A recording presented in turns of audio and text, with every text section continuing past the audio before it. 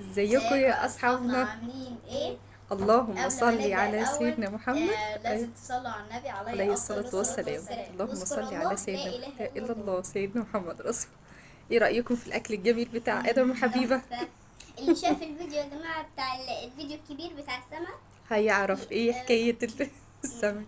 يا النهار- جماعة أنا بحب النهارده أوي- جد ادم بحب عزموا أوي على التوم السمك دوت. الفيليه ده. بحب أوي التوم دوت اللي بيبقى عليه بيعمل له طعم الخلطة حلو. بتاعته بتاعت محلات بتبقى جميلة، بس احنا برضو ممكن نعمله في البيت، صح؟